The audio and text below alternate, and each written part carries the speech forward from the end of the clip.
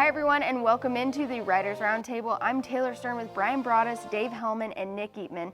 The Cowboys have made this deal happen. Robert Quinn, a trade with Miami, the right defensive end coming to the Cowboys. Brian, how does this affect the Cowboys' defensive line? Well, it affects them in a way, though, I think it's a great fit, because if you look at the situation with what happened with Randy Gregory, though, that's at 6.5 sacks. You don't know how that's going to play.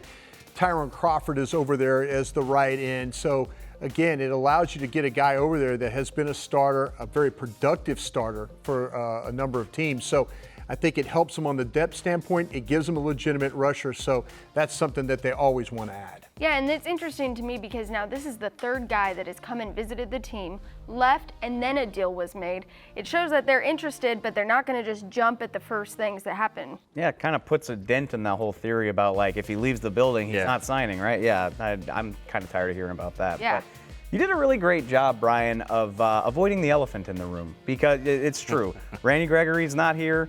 You need to do something about that. It's nice to have him as a bookend to DeMarcus Lawrence, but will he? Say his name louder. Will he be a bookend for DeMarcus Lawrence? That's what I want to know, is as we sit here in the spring. That was my purpose, I think. You didn't want to talk about it. I understand.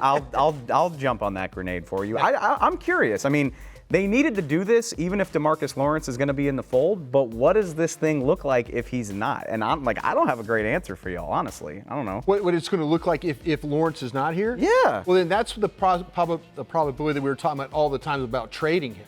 And when you get close to the draft, do you, in fact, try and make a deal? Will somebody give you something, or maybe even rescind the tag and try and use his money?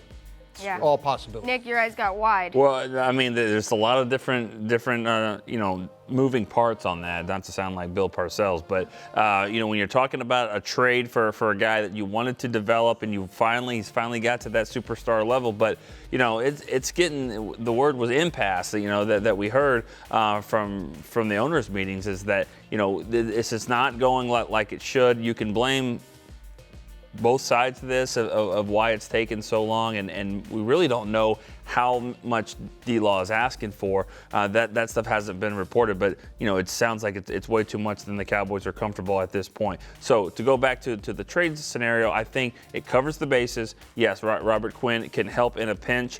Not in a pinch. He's much better than that. He's much better than that. When you've got a 19-sack season on the board, you're much better than that. But he can help out if, in case, D-Law is not there. But I want to be greedy. I've seen the days of Ellis and Ekubon and those guys. I actually would like to have both of them if that would be possible. Yeah, that's what you would prefer, right, for sure. Yeah, it's a great fit, though, for the team, because especially his defense. Yeah, the last two times he's had to move, it's because he's played in a 3-4 scheme.